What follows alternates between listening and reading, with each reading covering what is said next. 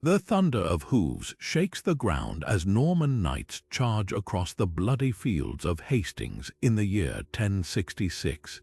Arrows darken the sky, swords clash, and history itself seems to hang in the balance.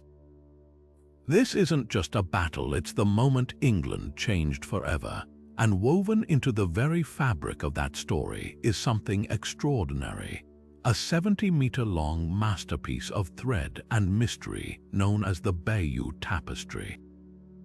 At first glance, it's a vivid retelling of the Norman conquest, stitched with scenes of war, betrayal, and triumph. But look closer. What if this ancient embroidery is hiding something far more intriguing beneath its surface? What if the real story isn't just in the battles it depicts, but in the symbols, the strange gaps, the whispers woven between its threads? Created just years after the conquest, the tapestry is a marvel of medieval craftsmanship, nearly 250 feet long, dyed with colors that have lasted centuries, stitched with scenes so detailed they feel alive. It's part history book, part propaganda, part puzzle. But here's what most people miss. Scattered among its knights and kings are bizarre details that don't quite fit. Mysterious figures lurking in the margins, unexplained objects that seem out of place, even scenes that contradict the official version of events. Could these be mistakes or deliberate clues left by the artisans who made it? Some historians believe the tapestry holds hidden messages, codes meant to be read by those who knew where to look. So today, we're unraveling the secrets of the Bayeux Tapestry stitch by stitch. We'll explore the controversies, like who really commissioned it, and why certain scenes were included while others were suspiciously omitted. We'll decode the strange symbols that hint at a deeper, untold story. And we'll ask the daring question, was this tapestry meant to celebrate the conquest or to quietly undermine it? This isn't just about ancient thread and faded dye, it's about power, deception, and the stories we're meant to believe. By the end, you'll never look at this medieval masterpiece the same way again. So let's step into the world of the tapestry and uncover what it's been hiding for nearly 1,000 years. On the surface, the Bayeux Tapestry tells a straightforward tale, one of conquest and divine right. It begins with a promise broken as Harold Godwinson, the last Anglo-Saxon king of England, swears an oath of loyalty to William, Duke of Normandy.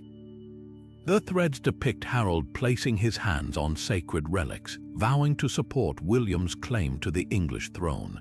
Yet within months, Harold wears the crown himself, igniting William's fury and justifying the Norman invasion as a holy crusade to punish a usurper.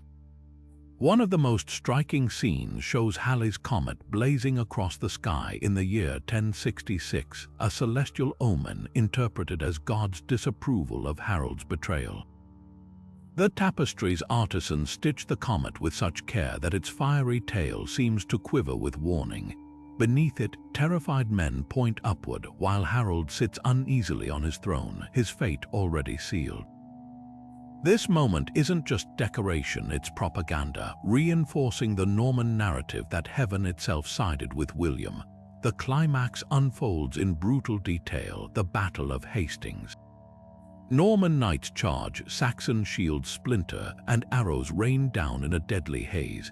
The final panels show Harold's gruesome end, struck in the eye by an arrow, then hacked apart by swords. It's a visceral, unsparing depiction designed to leave no doubt. William's victory was righteous, Harold's fall inevitable. But here's the twist: this entire epic was likely commissioned not by William himself, but by his half-brother, Bishop Odo of Bayeux. Odo, a ruthless clergyman who fought at Hastings, had every reason to glorify the conquest. The tapestry hung in his cathedral, seen by pilgrims and power brokers alike. Every stitch served a purpose: to cement the Norman claim, to justify their rule, to turn raw conquest into sacred destiny. Yet even as it shouts this official story, the tapestry whispers something else. Hidden in its borders, tucked between scenes of triumph, are oddities that don't quite fit the narrative. A naked man crouching in the margins, mysterious Latin inscriptions. Even the comet itself, was it truly an omen against Harold or a later addition to sell the Norman myth? The more you examine it, the more this official story starts to fray at the edges. Among the tapestry's crowded scenes of war and politics, one figure stands out not for her prominence but for her mystery, a woman labeled simply as Ælfgyva, frozen in an odd encounter with a tonsured cleric. She appears just once, framed in a doorway as the cleric reaches toward her face in a gesture that could be a blessing, a reprimand, or something more scandalous. Her name floats above her head like a riddle, and the scene lasts no longer than a few stitches. Yet for centuries, historians have obsessed over her identity. Who was this woman, and why did the tapestry's creators include her in such an ambiguous moment? Theories abound, each more intriguing than the last. Some argue Ælfgyva was Harold's sister, tied to a failed marriage alliance with William's family, a pact that collapsed and helped spark the invasion. Others whisper she represents Queen Emma, the powerful Norman Queen of England decades earlier, a reminder of tangled loyalties between the two lands. But the wildest speculation swirls around the carving beside her face, a strange, fleshy shape that some claim resembles genitalia. Is it a crude joke, a symbol of scandal, or just a botched repair? The image is so startling that medieval art historians still debate whether it was original or added later as vandalism. What makes Ælfgyva so tantalizing is how she disrupts the tapestry's otherwise rigid narrative. While the rest of the embroidery glorifies William's conquest, this scene feels like an inside joke or a hidden accusation. If she symbolized a broken promise, was her inclusion a subtle dig at Norman hypocrisy? Or was she a warning about the dangers of meddling with oaths, meant to unsettle viewers even as they admired William's triumph? The fact that no chronicles mention her by name only deepens the enigma. Whoever she was, her presence hints that the tapestry's makers wove more than just history. They stitched secrets into the margins, knowing only a few would ever notice. While the tapestry's central scenes dominate attention with their grand historical drama, the borders tell a different story, one teeming with bizarre, almost playful figures that defy easy explanation. Scattered along the edges like mischievous spectators, dwarf-like creatures lurk between scenes of war and diplomacy. Some clutch spears or shields, mimicking the knights above them. Others contort into acrobatic poses, as if mocking the solemnity of the main narrative. At first glance, they might seem like mere decorative flourishes, medieval doodles to fill the empty space. But their placement is too deliberate, their appearances too perfectly timed to key moments to dismiss as simple ornamentation. Take the scene where Harold swears his oath to William, a pivotal moment that justifies the entire invasion. Just below, a pair of these border figures reenact the scene in miniature, one crouching as if taking an oath while another looms over him. Is this a sly commentary on the performative nature of medieval politics? Nearby, another cluster of these creatures appears beside the comet's ominous streak across the sky, their exaggerated gestures mirroring the terror of the men below. The effect is uncanny. While the main panels proclaim divine judgment, these border dwellers seem to amplify the chaos, as if whispering, "Look closer."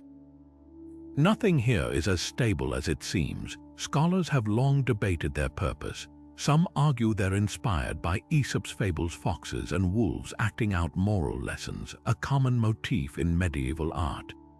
One particularly striking panel shows a fox carrying a limp bird, a possible allegory for William's conquest of England. If true, these aren't just decorations, they're a parallel narrative using animal cunning to reflect the human drama above. Others propose something more provocative, that the artisans wove these figures as subtle dissent, a way to undercut Norman propaganda without risking outright defiance. After all, who would punish a craftsman for adding harmless creatures to the margins? Yet the most haunting theory suggests these figures aren't just symbolic, they're spiritual. In Anglo-Saxon folklore, dwarves and imps were often seen as omens, intermediaries between worlds. Their presence at crucial moments beside Harold's coronation near the comet, flanking the battle's carnage, could imply a supernatural witnessing of history. Maybe they're the restless spirits of the conquered, watching silently as their fate is stitched into legend. Or perhaps they're the artisan's own ghosts pressing against the edges of the official story, reminding us that history is never just one thread but many, tangled and frayed. Whatever their true meaning, these border phantoms transform the tapestry from a glorified battle poster into something far richer, a work that invites us to question not just what's being shown, but what's being hidden in plain sight.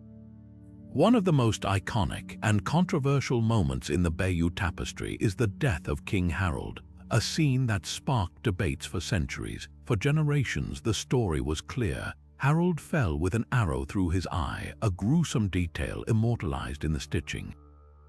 Look closely at the panel, and you'll see a figure labeled Harold gripping a spear, his head tilted back as a long, thin line pierces his face.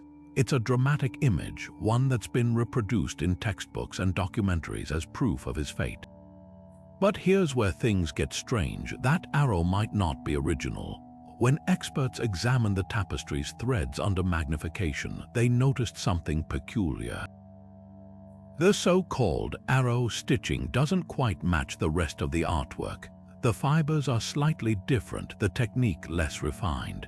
Some historians now believe this detail was added during a 19th century restoration, a dramatic flourish stitched over what was once a more ambiguous scene. Early sketches of the tapestry from the 1700s show the Harold figure holding a spear, no arrow in sight. Instead, the next panel depicts him being cut down by Norman knights, his body mangled beneath their swords. Why does this matter? Because the arrow's presence or absence changes everything. If Harold was originally shown dying in melee combat, not struck by a random projectile, it undermines the tapestry's carefully crafted narrative of divine punishment. An arrow from heaven could be seen as God's judgment on a usurper, but a brutal sword death, that's just the messy reality of war. The Normans wanted Harold's end to feel inevitable, even righteous. An arrow to the eye, an act of celestial retribution, fits that story perfectly. A gang of knights hacking him apart, less so. The implications ripple further. If the arrow was added later, who ordered it and why? Was it an innocent attempt to clarify a faded scene, or a deliberate effort to reinforce the Norman mythos?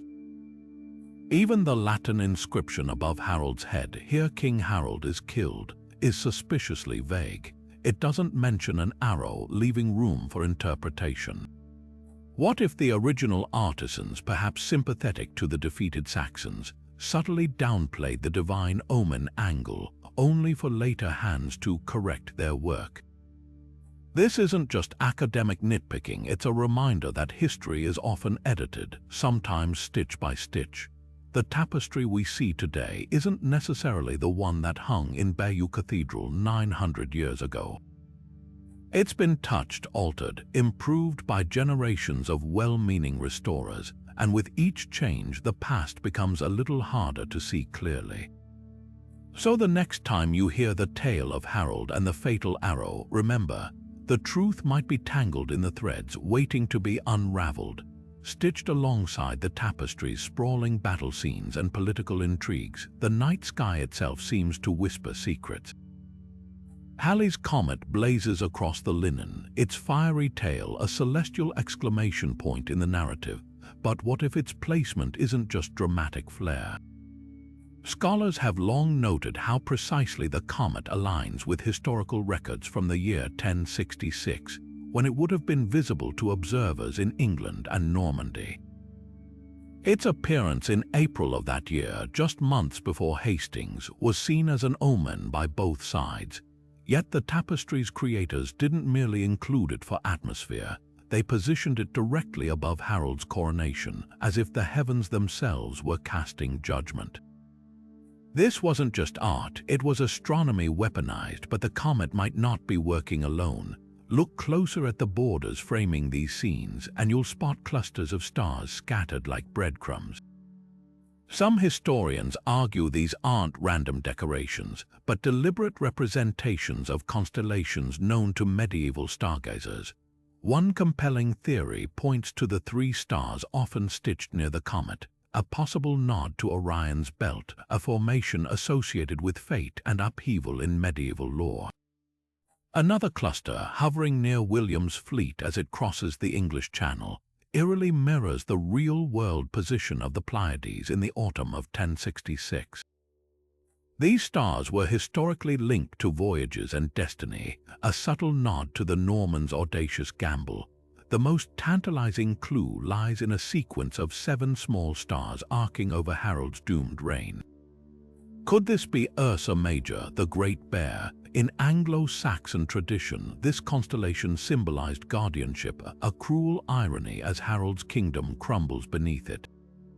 Or perhaps it's Draco, the dragon, a Saxon emblem of power now overshadowing their fallen king. The tapestry's artisans would have known these celestial patterns intimately. Medieval monasteries kept precise astronomical records, and star lore threaded through both Christian and pagan traditions. By weaving these symbols into the margins, they may have created a hidden timeline, marking key events with the silent testimony of the cosmos. Yet not all these celestial details align neatly. Some stars appear where no major constellation should be, or vanish entirely at critical moments. Could these gaps be errors or intentional omissions, leaving space for viewers to question the official story? One provocative theory suggests the comet's stitching was altered over time, its original path adjusted to reinforce the Norman narrative. Early sketches show it coursing diagonally, but later versions straighten its trajectory as if to emphasize its divine purpose. Even the stars themselves might hold dual meanings. To Norman eyes, they affirmed William's holy mission, while Saxon viewers could have read them as warnings of a sky thrown into chaos by tyranny. What emerges is a tapestry within a tapestry, a coded sky mapping not just events but emotions. The heavens here aren't passive backdrop, they're active players, their patterns echoing the unrest below. Whether these celestial clues were meant to glorify William's victory or mourn Harold's fall, one thing is certain: the artisans didn't just depict history. They wrapped it in the language of the stars, knowing that centuries later, we'd still be craning our necks, searching for answers in their threadbare constellations.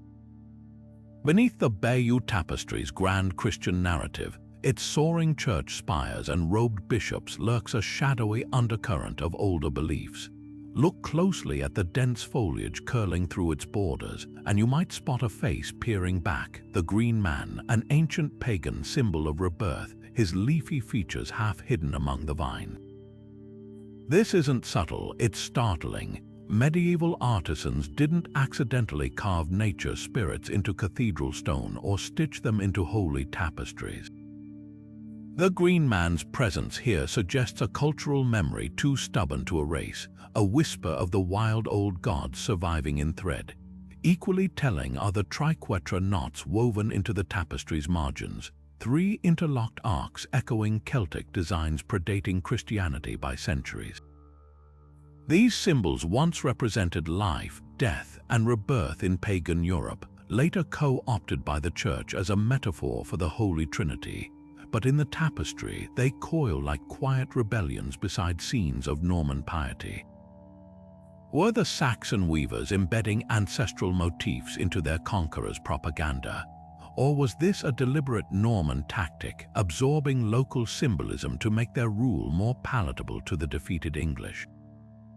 Then there's the blood. Among the tapestry's battles, one scene stands out for its eerie ritualism. A figure, perhaps a priest, holds a cup over a dying warrior as another man raises an axe. Some interpret this as last rites, but the composition echoes pagan sacrificial scenes found in Norse and Saxon art. The axe's angle, the vessel's prominence, even the way the bodies fold. It's a tableau that would have felt familiar to Saxons who remembered the old ways. Christian chroniclers wrote of Hastings as a holy war, but the tapestry's subtext hints at something darker, older. Yet the true genius of these symbols lies in their duality. A Norman lord might see the triquetra and think Trinity, while a Saxon peasant recognized it as Odin's knot.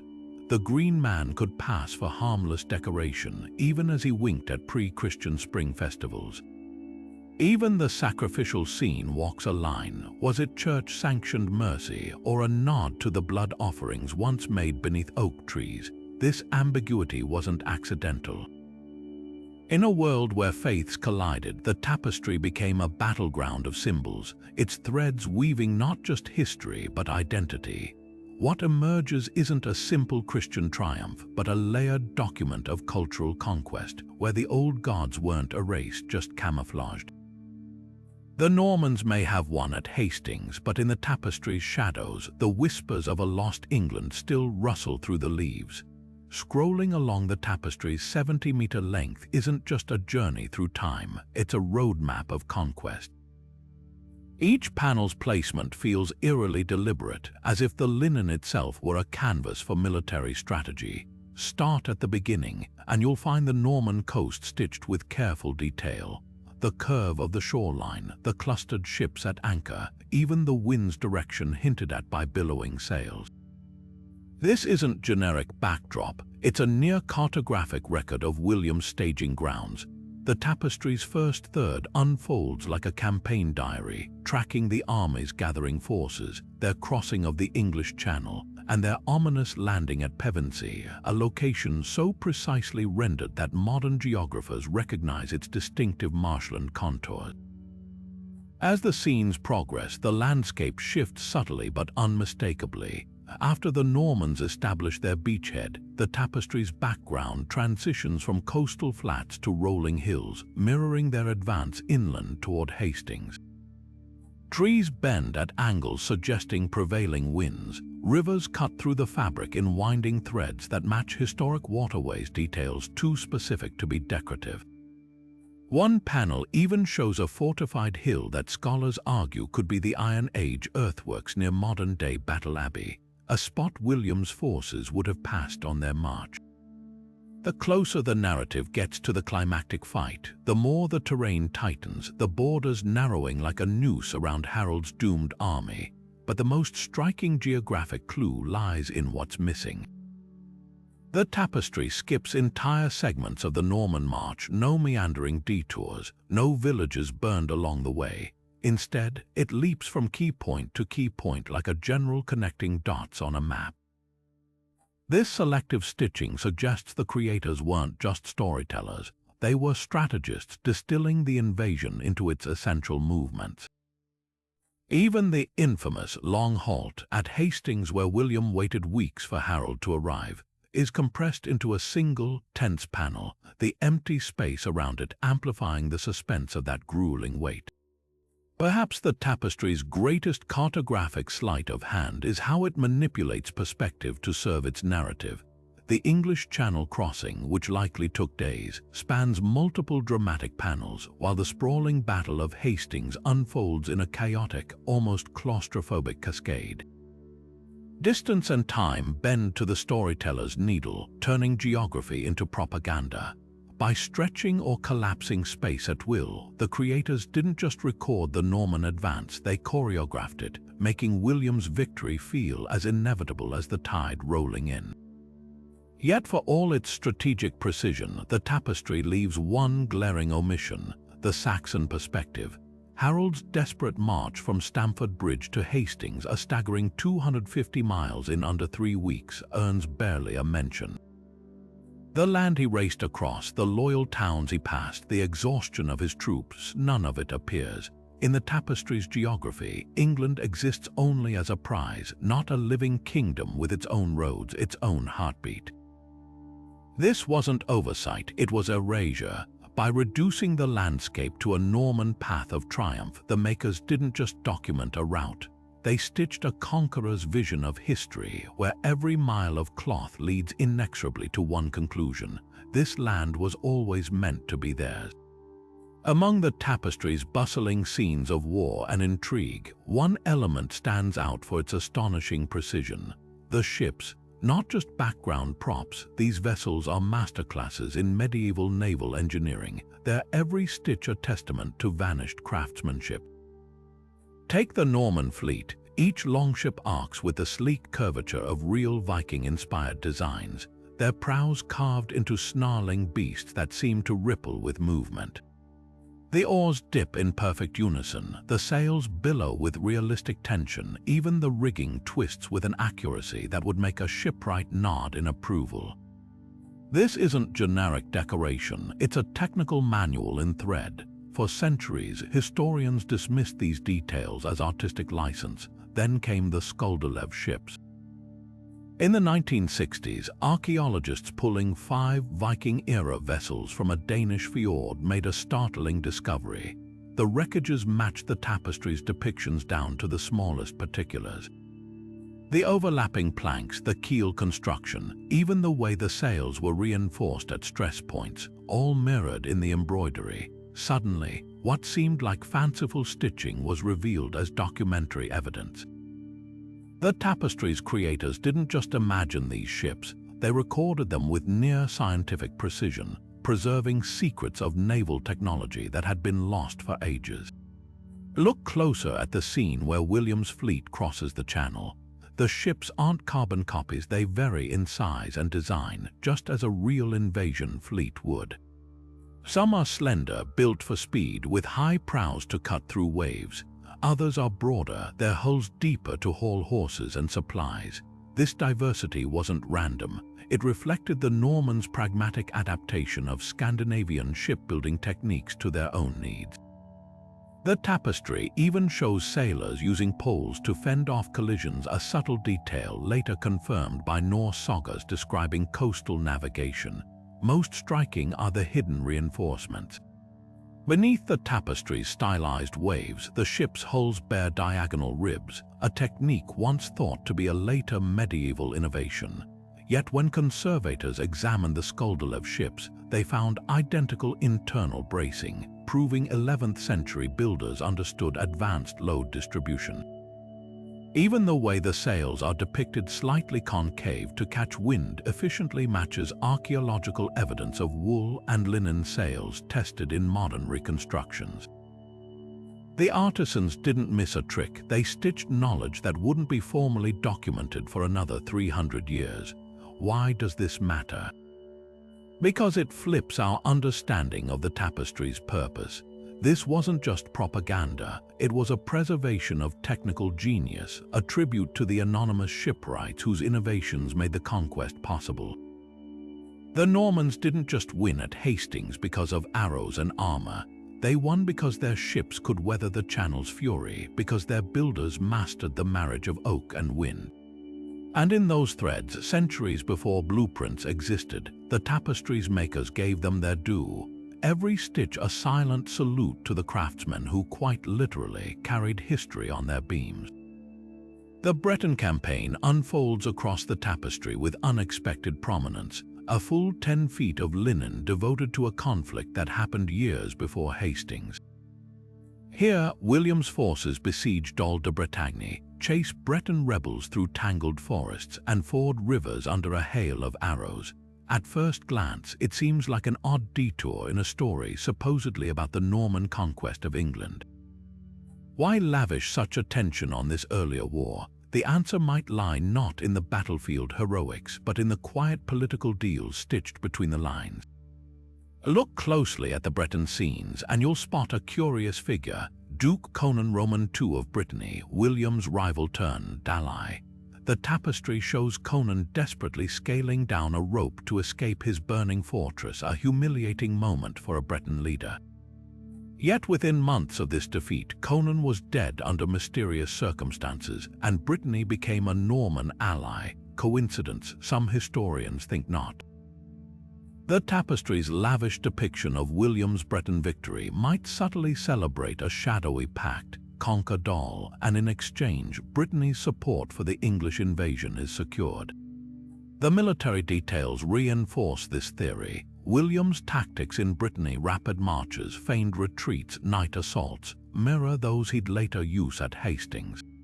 The tapestry practically screams, this is how a master strategist operates. But there's another layer. The Breton campaign also served as a testing ground for Norman innovations. The cavalry charges, the coordinated archers, even the way supply lines are depicted, all preview the war machine that would crush Harold's forces. By showcasing these earlier triumphs, the tapestry doesn't just glorify William. It frames Hastings as the inevitable climax of a proven conqueror's rise. Yet the most telling clue might be what's omitted. The real Breton War dragged on for years, but the tapestry compresses it into a few decisive victories.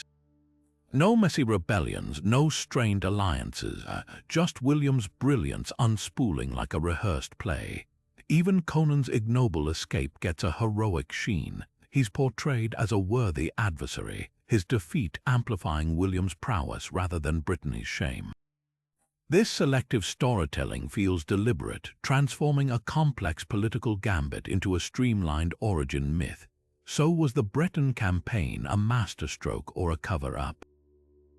Both, perhaps. The tapestry's needle weaves two truths at once: the public legend of William's unstoppable genius and the quieter reality of backroom deals that made his conquest possible. Every stitch in these scenes serves dual duty, celebrating Norman power while discreetly threading the alliances that made that power real. In the end, the Breton panels aren't just a prelude to Hastings. They're the hidden blueprint for how to conquer a kingdom, one carefully spun promise at a time. Amid the chaos of battle and political machinations, the Bayeux Tapestry pauses for a moment of unsettling contrast: the Banquet. In one panel, Norman knights recline around a table groaning with roasted meats, stacked bread, and brimming goblets, their faces animated with laughter. Just scenes away, Anglo-Saxon figures huddle over sparse bowls, their limbs gaunt, their expressions hollow. This isn't just a difference in menu, it's a calculated narrative device, threading the idea that conquest wasn't just about land, but about who deserved to eat well. The Normans' feasts are scenes of studied elegance. Servants carve joints of meat with ceremonial precision, wine flows freely, and even the tablecloths are stitched with meticulous folds, emphasizing refinement. The message is clear: these men aren't just warriors, they're civilized rulers, their abundance proof of God's favor. Meanwhile, the Saxons' meals are stark, almost pathetic. A single fish lies on a platter, its scales crudely rendered, surrounded by figures whose frayed sleeves and sunken cheeks scream deprivation. The tapestry's needle lingers on these details as if to say, look what happens when order collapses. But here's the twist: these contrasting meals are likely pure fiction. Historical records suggest Anglo-Saxon England was far from a starving backwater. Its agriculture was sophisticated, its trade networks robust. The Norman elite, by contrast, were relative newcomers to lavish dining. Their infamous post-conquest banquets were often desperate attempts to project stability. So why the distortion? Because food, in medieval propaganda, wasn't just sustenance, it was symbolism. A well-set table whispered legitimacy, while an empty bowl justified conquest as rescue. The most telling detail hides in plain sight: the Normans' bread. It's depicted in perfect, uniform rounds, a subtle jab at Saxon loaves, which contemporary chronicles derided as coarse and black. Yet archaeological evidence reveals Saxon bread was often enriched with honey and herbs, its variety a mark of culinary pride. The tapestry's artisans, whether knowingly or not, stitched a stereotype that persists to this day: the cultured invader versus the primitive native. Even the act of eating becomes political theater. Norman banquets are communal, orderly, with shared platters emphasizing unity under William. Saxon meals, when shown at all, are isolated, almost furtive, as if their very hunger were shameful. This wasn't just art, it was psychological warfare, a way to frame the conquest not as theft, but as the natural order restoring itself. After all, who would question a regime that brought full bellies and fine wine? The needle's real masterpiece wasn't in the stitches, but in the story they carried, that some deserve to feast while others must beg for crumbs. The vibrant colors of the Bayeux Tapestry have endured for nearly 1,000 years, but their origins hold secrets modern science is only now unraveling. Recent spectroscopic analysis of the embroidery's threads revealed something astonishing. The rich reds and purples weren't derived from local plants as long assumed, but from kermes and possibly even Mediterranean insect dyes typically reserved for royalty. These luxurious pigments traveled trade routes from southern Europe, suggesting the tapestry's commissioners spared no expense. Yet the real shock came when researchers compared dye batches. Subtle variations in chemical signatures hint that different sections were stitched at separate times, possibly by workshops spread across Normandy and England. Could this explain why some panels feel stylistically distinct, as if multiple hands were telling the same story with slightly different voices? Equally revealing are the stitches themselves. High-resolution imaging uncovered at least 18 distinct stitching techniques within the tapestry, from the tight, uniform rows of the central battle scenes to the looser, almost experimental borders. Some sections show left-handed stitching patterns, others right-handed, evidence of a whole community of embroiderers working in concert. But the most provocative findings concern the tapestry's mysterious repairs. Infrared scans detected odd inconsistencies where original threads were carefully unpicked and rewoven, altering details in ways that go beyond mere conservation. One such edit surrounds the controversial Ælfgyva scene, where faint traces of removed stitches suggest something once visible in the doorway behind her was deliberately obscured centuries ago. Was this censorship, correction, or something more enigmatic? Even the fabric's flaws tell a story. Microscopic analysis of the linen backing revealed pollen grains trapped between threads, not from Normandy but from southern England. This unexpected detail fuels theories that Saxon embroiderers contributed to the work, their needles perhaps embedding quiet resistance into the very cloth celebrating their defeat. Meanwhile, X-ray fluorescence imaging exposed patches where gold thread was removed entirely, leaving ghostly outlines of lost brilliance. Some scholars speculate these might mark scenes too overtly glorifying Harold, scrubbed clean by later Norman custodians. The most haunting discovery lies beneath the surface, literally. Advanced 3D scanning uncovered a shadowy second layer of stitching in certain sections, threads so fine they're invisible to the naked eye. These hidden reinforcements follow the contours of key figures, almost like a draft version beneath the finished work. One such ghost stitch traces a peculiar curve near Harold's fallen body, not matching the current arrow, but aligning perfectly with the angle of a sword shown in early sketches. It's as if the tapestry itself preserves the edits of history, layer upon layer of truth and revision waiting to be read by those who know how to look. Beneath the tapestry's grand narrative of Norman triumph, a quiet rebellion may have been stitched into the very fabric, one threaded by the hands of English nuns. While history credits Bishop Odo and Norman craftsmen with its creation, a growing number of scholars point to subtle anomalies in the embroidery that suggest a far more provocative origin story.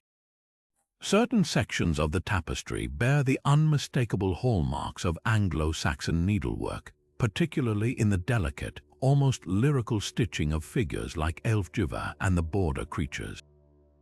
These passages contrast sharply with the bolder, more rigid Norman style dominating the battle scenes, raising the possibility that Saxon women, perhaps nuns from Canterbury or Winchester, were conscripted to weave their conquerors' propaganda and smuggled their own secrets into the linen.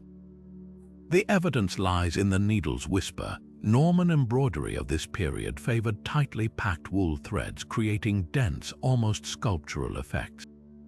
But portions of the tapestry, especially the border's intricate foliage and the mournful faces of fallen Saxons, use a lighter, silk-blended technique unique to English convents. These stitches seem to float above the fabric, a method documented in surviving Saxon ecclesiastical textiles but foreign to Norman workshops. Even more telling are the color choices. Where Norman sections rely on bold reds and yellows, these suspect panels shift to muted greens and blues, shades commonly derived from local English plants like woad and weld. It's as if the palette itself shifts to mournful hues when depicting Saxon losses. Then there are the hidden messages. In one border near the scene of Harold's death, a cluster of acorns, symbols of resilience in Saxon folklore, nestle among the vines. Nearby, a hare, an animal associated with trickster myths in Anglo-Saxon fables, appears to flee from a hunting Norman hound. These aren't random doodles, they're signatures of a culture refusing to be erased. The most striking example hides in plain sight. The Latin word infelix, unhappy, stitched above a dying Saxon warrior, a term so emotionally charged it's absent from all other Norman victory art. Who but the conquered would needle such grief into their conqueror's celebration? The theory gains traction when examining the tapestry's logistical demands. Creating 70 meters of embroidery would have required a small army of skilled needleworkers, far more than Normandy could supply. English convents, however, housed generations of women trained in complex embroidery for ecclesiastical vestments. Records from Canterbury Cathedral even note payments to local nuns for great sewn works around the time of the tapestry's creation. If Norman overseers indeed pressed these women into service, they may have underestimated their silent defiance. Like medieval monks illuminating manuscripts with hidden heresies, these stitchers could have weaponized their craft, threading resistance into every subversive stitch. Perhaps the most haunting clue lies in the tapestry's most famous mistake. In the scene showing Harold's coronation, the crowd's upraised arms are stitched in a way that, when viewed from a distance, forms a faint but unmistakable runic symbol, the Saxon glyph for betrayal. Was this a slip of the needle or a coded scream from women forced to commemorate their people's downfall? The answer may forever be tangled in the threads, but one thing is certain: the Bayeux Tapestry is far more than a Norman victory lap. It's a palimpsest of pain, pride, and quiet rebellion. Its linen whispers carrying voices history tried to silence. Bishop Odo looms larger than life in the Bayeux Tapestry, literally. In scene after scene, the half-brother of William the Conqueror towers over other figures, his embroidered bulk demanding attention. He blesses troops with one hand while clutching a baton of command in the other, his robes flowing with an almost papal grandeur. Yet for all his prominence, something feels off. Watch closely as the linen unfolds, and you'll notice Odo's hands tell a different story from his smile. In one panel, while ostensibly praying, his fingers curl into a peculiar gesture, thumb and forefinger forming a circle, the other three splayed wide. To modern eyes, it might seem casual, but medieval scholars recognize it as the mono cornuta, an ancient symbol of hidden knowledge and authority. The same gesture appears in Masonic manuscripts centuries later, a silent language of power passed between initiates. Then there's the banquet scene, where Odo presides like a king in all but name. While William sits stiffly at the table's head, Odo leans forward, his hand resting atop a knife plunged into the bread, a visual echo of royal coronation rituals where blades symbolize the right to divide and distribute. The message is barely veiled. This man controls the feast and, by extension, the kingdom's bounty. Even his placement in battle scenes raises eyebrows. At Hastings, Odo doesn't just rally troops, he stands apart, his mace raised not in violence but in benediction, as if already anointing the next era. Historians have long assumed Odo's prominence was mere family pride until they pieced together the timeline. The tapestry was likely completed around the year 1077, the same year Odo launched a bold bid to buy the papal throne. Coincidence, or was this 70-meter-long masterpiece his audition for a grander role? Consider the odd emphasis on his Breton campaign leadership. where he's shown directing sieges with tactical brilliance, a stark contrast to his later reputation as a corrupt cleric. The tapestry practically shouts his qualifications: warrior, diplomat, ruler. The most damning clue hides in the margins. Among the tapestry's border figures, one recurs with eerie frequency: a fox dressed in bishop's robes, outsmarting wolves and lions. In medieval bestiaries, the fox symbolized cunning ambition, exactly what Odo's enemies accused him of. Was this the artisan's inside joke, a wink to those who knew the bishop's true aspirations, or perhaps a warning stitched by those who saw his hunger for power and feared where it might lead? By the time the tapestry reached its final panel showing William's coronation, Odo's silhouette is conspicuously close to the throne, his hand hovering just behind the new king's shoulder. Not beside him as an equal, not kneeling as a subject, but poised. The linen doesn't record what happened next, but history does. Within a decade, William imprisoned Odo for plotting to seize the crown. The tapestry, it seems, had been whispering his ambitions all along. Every stitch a stepping stone, every symbol a silent claim, not just to remember the conquest, but to shape what came after. Scattered throughout the Bayeux Tapestry's borders, a peculiar menagerie comes to life, not just as decoration, but as a silent chorus commenting on the human drama above. Lions prowl the edges in pairs, their golden bodies arched in perfect symmetry, mouths agape as if mid-roar. In medieval symbolism, these weren't just wild beasts, they were emblems of royal authority, their paired presence echoing the delicate balance of power between kingdoms. Notice how they often appear near scenes of oaths and treaties. Their mirrored stances a visual metaphor for the fragile alliances stitched together by politics. Yet there's tension in their taut limbs, a reminder that even the strongest pacts could unravel with a single misstep. Then there are the birds, not random flourishes, but carefully chosen symbols. Doves, their wings touching beak to beak, cluster near diplomatic encounters, their proximity evoking peace accords. But shift to the scenes of battle preparation, and the avian tone darkens. Hawks and falcons plunge toward smaller prey, their sharp talons outstretched. These aren't arbitrary choices. Medieval bestiaries described hawks as creatures of noble violence, their hunting prowess a parallel to knightly virtue. The message is clear: diplomacy has its time, but so does the ruthless efficiency of war. Most enigmatic of all is the bizarre vignette tucked between scenes of marching armies. A naked man, his body twisted in an awkward crouch, gripping the tongue of a snarling wolf. Art historians have debated this image for centuries. Some argue it's a crude jest, a bawdy nod to Aesop's fables where folly is punished. Others see a sexual metaphor, the wolf's tongue as a euphemism, the man's nudity symbolizing vulnerability or exposure. But the most compelling theory ties it to Norman propaganda.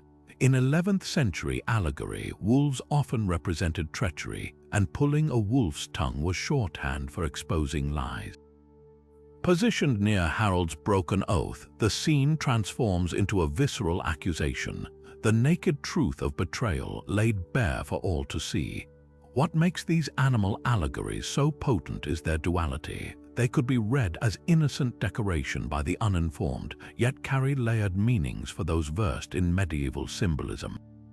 A Norman lord might admire the lions as proof of divine right, while a Saxon viewer could interpret the same beasts as predators circling their conquered land. Even the tapestry's chickens pecking at grain take on sinister overtones when you realize they often appear near scenes of pillaging, their frenzied feeding mirroring the chaos of war. Every creature, from the loftiest eagle to the lowliest hare, becomes a thread in the tapestry's hidden language, a silent, snarling, soaring commentary on the conquest's cost. At first glance, the Bayeux Tapestry dazzles as a work of art and propaganda, but pull back its embroidered layers and you'll uncover something far more calculated, a legal argument stitched in wool and linen. Medieval kingdoms didn't rely on paperwork alone to secure power. They crafted visual proof, and the tapestry functions as a meticulously constructed deed of conquest. Its very structure mirrors 11th century land charters, those ornate documents where kings and bishops recorded transfers of property, signed and sealed before witnesses. Only here, the signatures aren't ink names, they're the faces of nobles, clerics, and soldiers, their embroidered gazes forever affirming the Norman version of history. Take the pivotal oath scene where Harold swears allegiance to William over holy relics. Every detail, the draped altar cloth, the clustered onlookers, even the way Harold's hands press into the reliquary, echoes the ritual solemnity of charter signings. In medieval courts, such ceremonies required witnesses to prevent disputes, and the tapestry obliges. Surrounding the oath are no fewer than 9 figures, their postures attentive, their presence undeniable. They're not just bystanders, they're a meticulously curated jury, their stitched silence louder than any notary's stamp. The tapestry's sequencing reinforces this legalistic precision. Like a charter's clauses, each panel builds an irrefutable case: Harold's pledge, his betrayal, the comet's divine rebuke. Even the battle scenes follow a forensic rhythm. William's preparations methodical, Harold's defenses crumbling, as if presenting evidence to some celestial tribunal. The borders, often dismissed as whimsy, serve as marginalia in the medieval legal sense. Those intricate beasts and vines resemble the doodle scribes added to charters, marking authenticity while warding off forgers. Most telling are the figures who reappear like character witnesses. Bishop Odo surfaces at key moments, his mace both weapon and ceremonial staff, echoing the dual role of clergymen who validated charters. Duke William's repeated appearances, never flustered, always authoritative, mirror the stylized portraits of kings in land grants, their idealized visages meant to transcend time. Even the dying Harold, his body fragmented by Norman swords, serves a legal purpose. His gruesome end is the ultimate penalty clause, a warning against breaking oaths. Yet the tapestry's genius lies in its durability. Charters could burn or fade. This linen indictment was designed to endure, its threads outlasting parchment, its colors resisting time. Hung in Bayeux Cathedral, it functioned as a perpetual public record, visible to pilgrims and petitioners alike. Every stitch whispered the same message: this land was won not by theft, but by right, witnessed by God and man alike. In a world where power relied on perception, the tapestry wasn't just art. It was a deed to England itself, needlework as legal tender. One of the most haunting scenes in the Bayeux Tapestry unfolds without fanfare.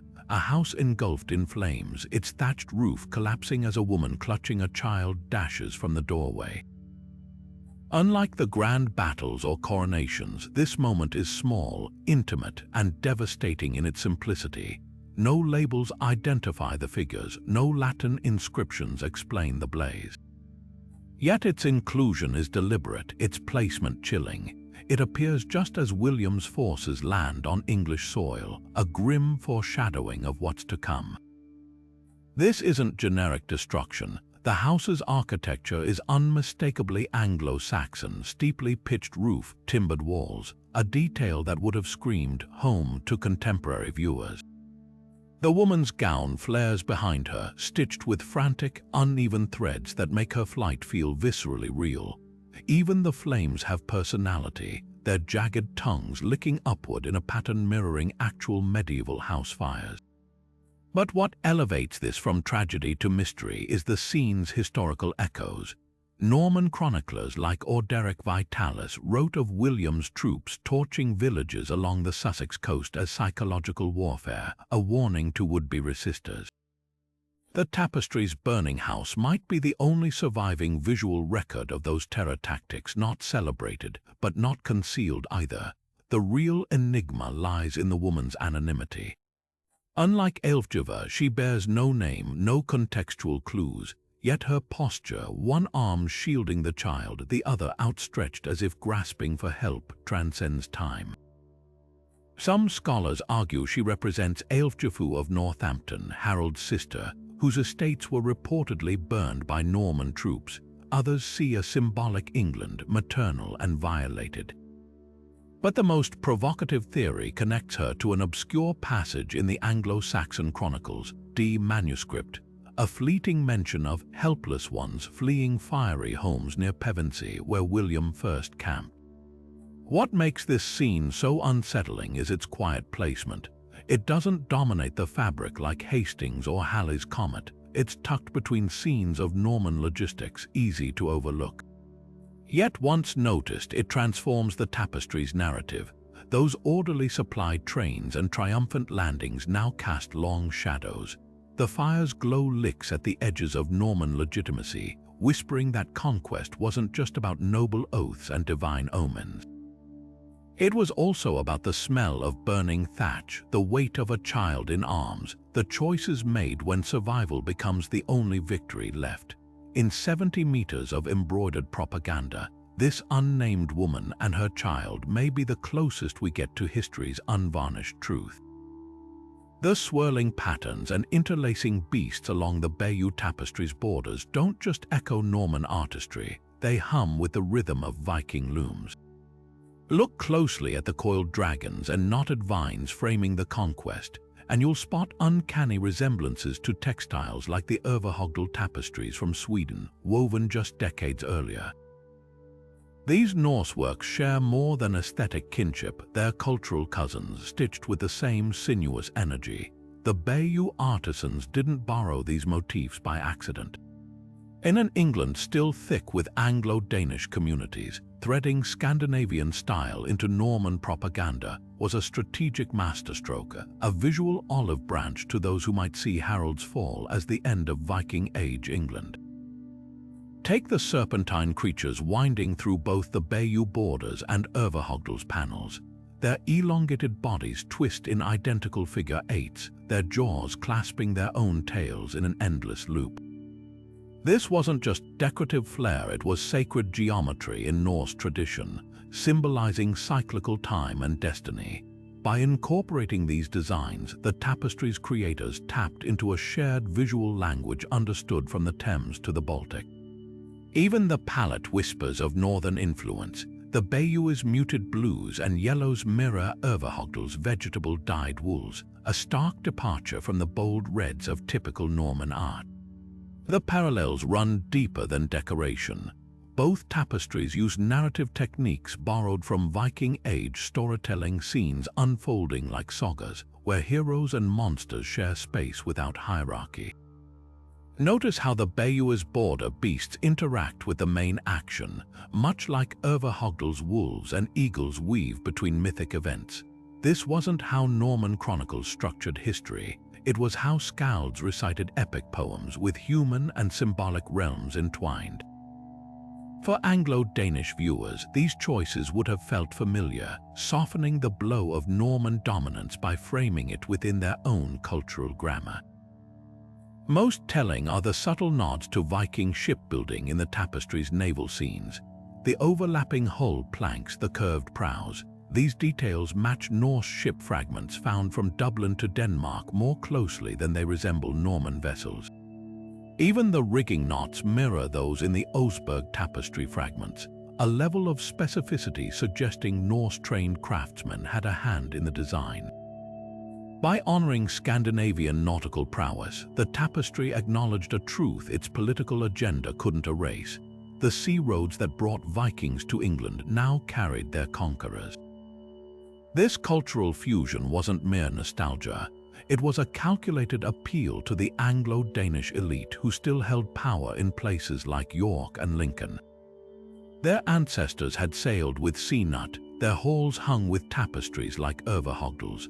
By threading Norse visual echoes into Norman triumph, the Bayeux creators offered a compromise, not the obliteration of the Viking Age, but its evolution. The dragons in the margins weren't just decoration, they were peace treaties in wool, whispering that some threads of the old world could survive the new. The Bayeux Tapestry's grand narrative builds toward a climax that no longer exists. Its final panels, torn or worn away, leave the story abruptly unfinished. Historians estimate up to 15 feet of linen are missing, a gap that swallows the conquest's triumphant conclusion. What monumental scenes once filled this space? The likeliest candidate is William's coronation at Westminster Abbey on Christmas Day, 1066, an event meticulously recorded in Norman chronicles. Imagine the lost embroidery, William seated beneath the confessor's crown, bishops anointing him with holy oil, Saxon nobles kneeling in submission, threads meant to cement his rule as divinely ordained. Yet the absence of this pivotal moment is suspicious. A tapestry celebrating Norman legitimacy wouldn't casually omit its crowning glory. Was the ending damaged by time or deliberately removed? Clues to the mystery lie in the tapestry's final surviving threads. The last intact panel shows Norman cavalry chasing fleeing Saxons into the twilight, a scene of victory but not closure. The stitching here feels rushed figures crammed together, borders fraying as if the artisans raced toward something grander. Early sketches from the 1700s note faint traces beyond this point, a fragment of church architecture, perhaps Westminster's towers, and what might be a crowd with raised hands. But by the 19th century, even these ghosts had vanished. The clean edges of the surviving linen suggest cutting, not decay, who would excise the coronation. One provocative theory points to English restorers during the Tudor era, when anti-Norman sentiment ran high. Removing William's triumphant moment could have been an act of quiet defiance, a symbolic rejection of the conquest's legitimacy. But the missing panels might have contained more than just coronation pomp. Norman chronicles describe London's surrender as a complex dance of threats and negotiations, scenes that would have humanized the Saxons, undermining the tapestry's black and white morality. Perhaps the lost sections showed Archbishop Stigand, Harold's ally, reluctantly crowning William, or Saxon lords swearing oaths under duress. These messy realities didn't fit the tidy Norman narrative, making them prime candidates for censorship. Even the tapestry's current ending hides hints of this tension. The fleeing Saxons aren't faceless foes but individualized figures, their expressions stitched with surprising empathy. Was the original finale too nuanced for later audiences bent on simplistic heroics? The wild card in this puzzle is Bishop Odo. As the tapestry's likely patron, he'd have ensured his role in William's triumph was immortalized. Yet by 1082, Odo was imprisoned for treason, his image scrubbed from official records. If the missing panels showed him crowning William or receiving rewards, posthumous erasure would explain their disappearance. A single scorch mark near the tapestry's end fueled speculation. Was fire used to purge Odo's legacy from the linen? Whatever the cause, the void speaks volumes. In a work obsessed with oaths and their consequences, the greatest broken promise might be its own incomplete ending. The tapestry's silence invites us to question not just what was lost, but why we're so determined to see William's story as finished when the threads themselves refuse to comply. One of the most perplexing quirks of the Bayeux Tapestry isn't in its grand battle scenes or hidden symbols, it's in the way time itself seems to bend within its threads. Watch closely as the linen unfurls and you'll spot something impossible. A character who appears in two places at once, or events that unfold out of sequence like a medieval film reel spliced wrong. Take the figure of Duke William. In one panel, he's mounted on horseback rallying troops, while just inches away, he's simultaneously depicted dismounting to inspect the battlefield. At first glance, it looks like an artist's mistake, a clumsy repetition. But what if these aren't errors at all, but deliberate choices, a sophisticated storytelling technique centuries ahead of its time? Consider the tapestry's treatment of Harold's oath. The scene appears twice, first as a solemn ceremony over relics, later as a chaotic moment where Harold seems to recoil mid-vow. Art historians long dismissed this as clumsy drafting, but modern narrative theorists recognize it instantly. It's the medieval equivalent of a comic book's multi-panel sequence, showing the same event from different angles to emphasize tension. The tapestry's creators weren't confused. They were pioneers, compressing time and perspective in ways that wouldn't become common in visual storytelling until the Renaissance. Even the stitching supports this. The repeated scenes often use slightly different thread weights or colors, subtle cues that we're seeing layered moments, not duplicates. The most striking example occurs during the Battle of Hastings itself. A Norman knight charges with his lance lowered. Then, 3 panels later, he's somehow back in formation, ready to charge again. This isn't a continuity error, it's a narrative loop showing the relentless cycling of cavalry assaults that defined medieval warfare. The tapestry's borders reinforce the effect, with border figures reacting differently to each iteration, like a Greek chorus commenting on recurring themes. Even the comet makes 2 passes across the sky, first as a distant streak, later as a looming overnight a celestial jump cut underscoring its growing menace. What makes these time warps so fascinating is how they mirror 11th century concepts of history.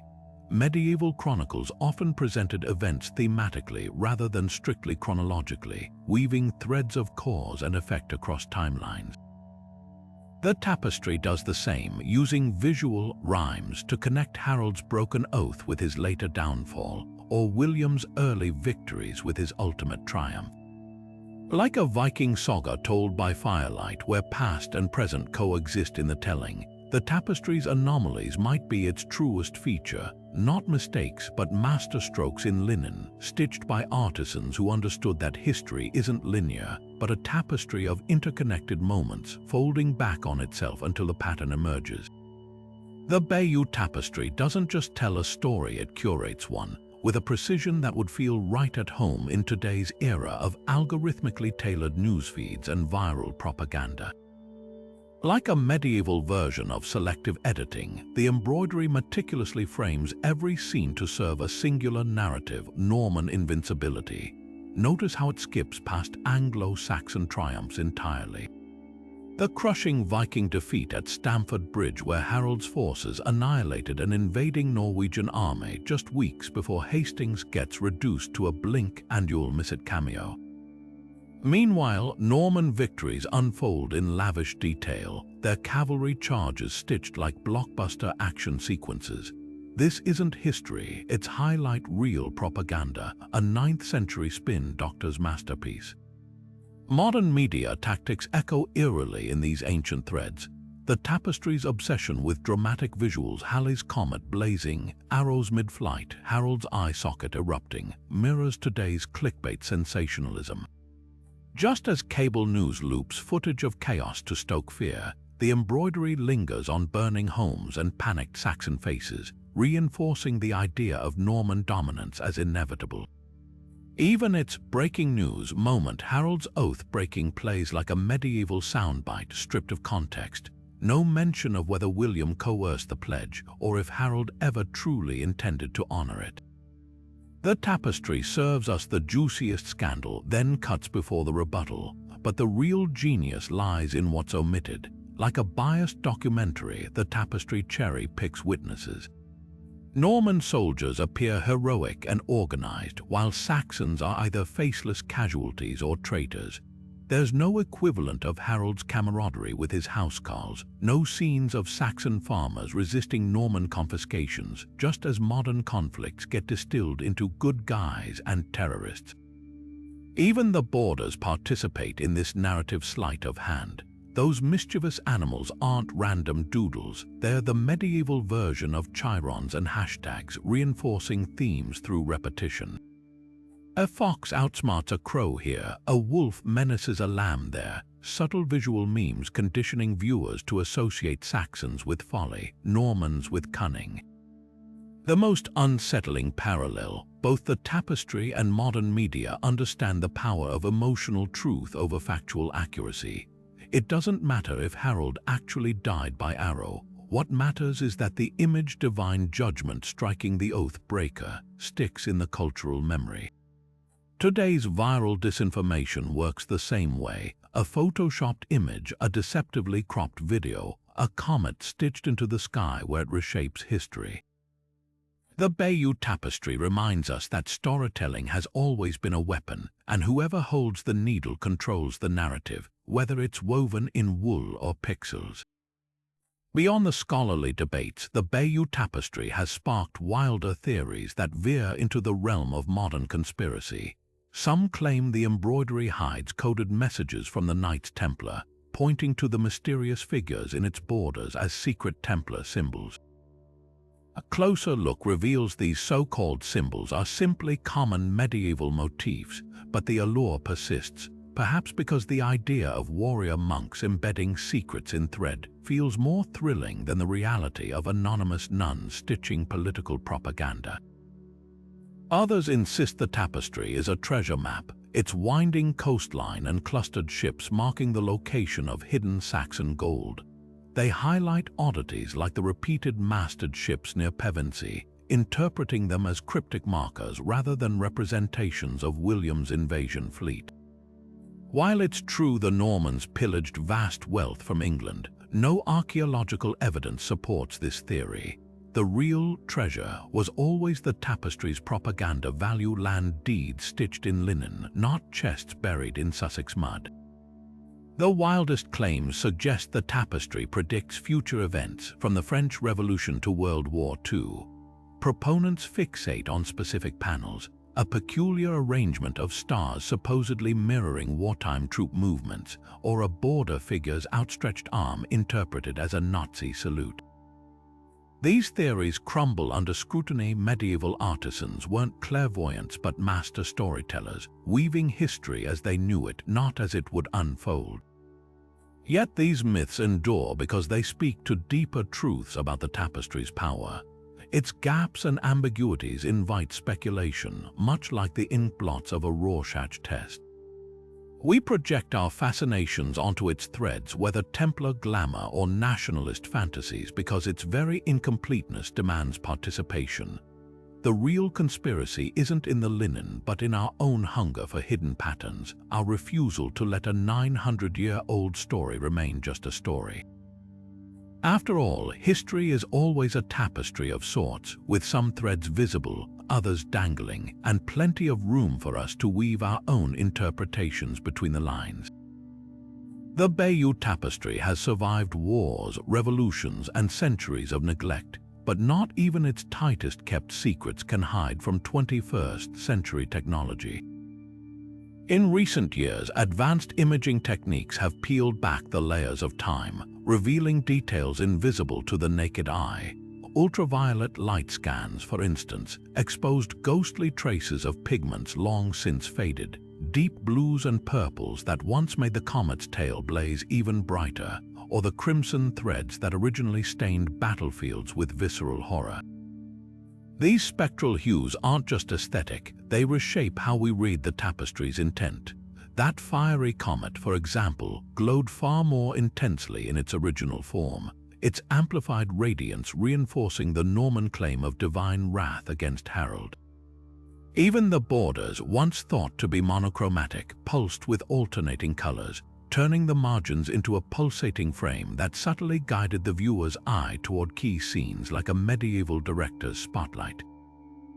Artificial intelligence has cut through centuries of scholarly debate with algorithmic precision.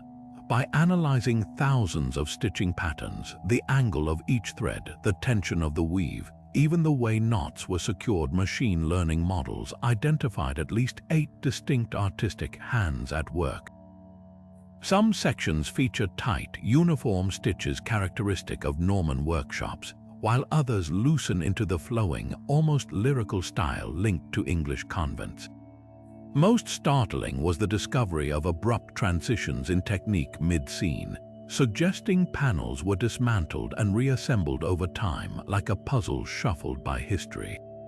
One contested section, Harold's death, showed stitches so inconsistent with surrounding panels that researchers now believe the entire block was replaced during the Middle Ages, possibly to reinforce the arrow in the eye narrative after the original had worn away.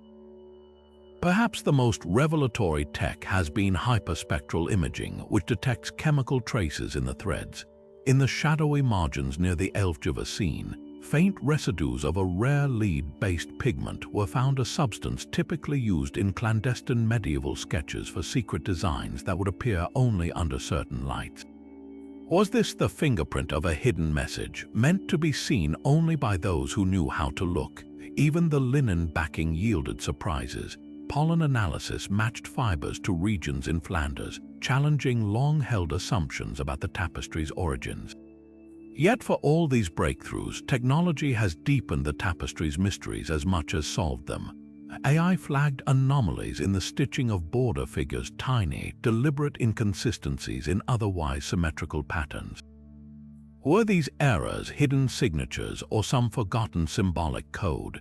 And why do UV scans show that certain sections, like Odo's enigmatic hand gestures, were repeatedly unpicked and reworked, as if someone centuries ago was trying to edit the bishop's story mid-thread?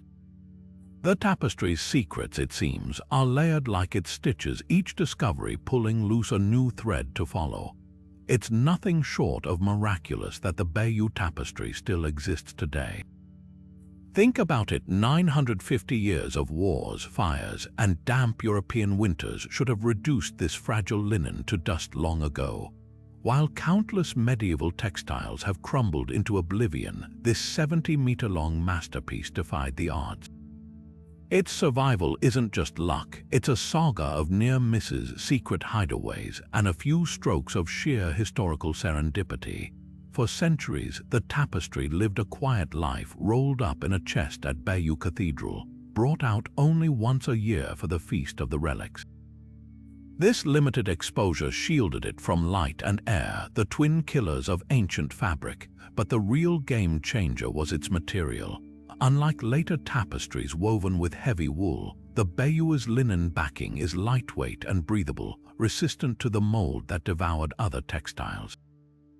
Even its stitches, tight enough to hold pigment but loose enough to allow subtle movement, prevented the threads from snapping under tension as the fabric expanded and contracted with humidity. Then came the close calls. During the French Revolution, when mobs ransacked churches and burned symbols of aristocratic oppression, the tapestry was briefly confiscated as royalist propaganda. At the last moment, a local official recognized its value and repurposed it as a top to cover military wagons, a humiliating fate that ironically saved it from the bonfires.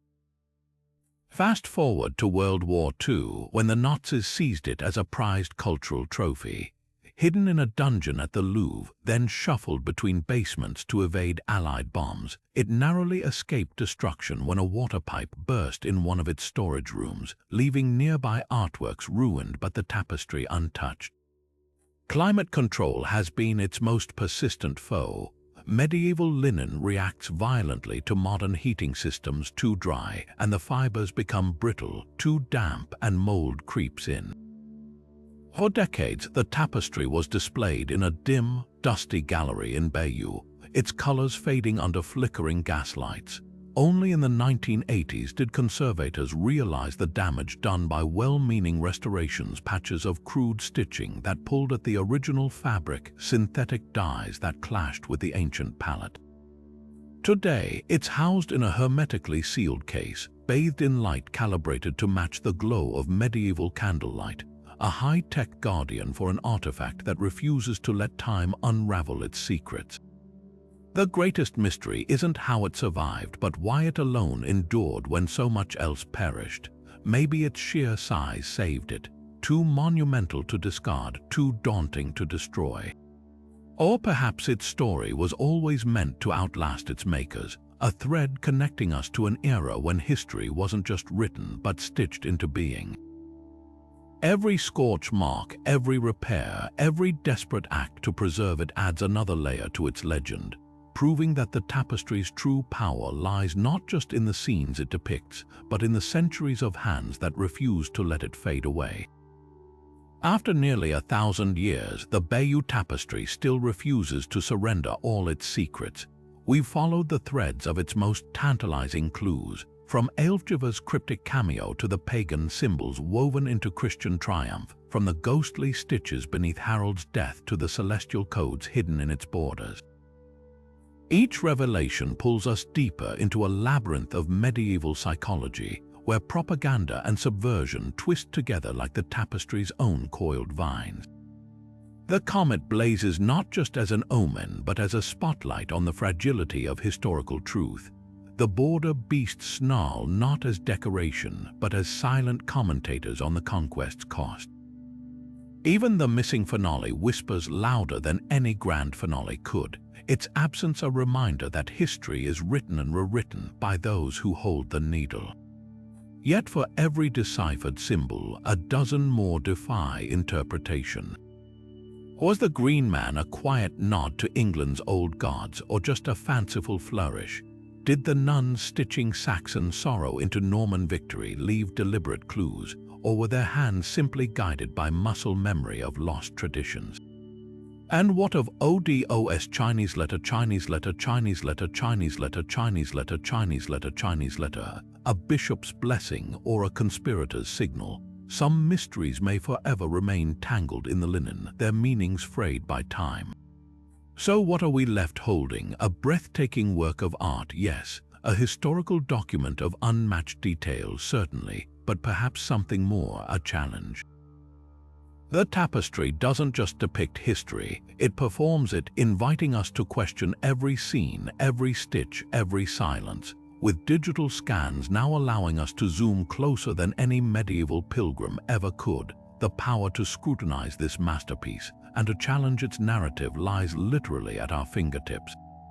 So here's the question that lingers like embroidery threads caught on a thorn. Is the Bayeux Tapestry history's first graphic novel, a stunning sequential art piece that predates comics by 8 centuries? Or is it the Middle Ages' most elaborate cover-up, a 70-meter-long distraction stitched to divert our eyes from the bloodier truths beneath? Pull up the high-resolution scans, trace the threads with your own cursor, and decide for yourself. Then drop your wildest theories below, because after 950 years, this conversation is far from over. The linen may have reached its final length, but the debate, that's still unraveling.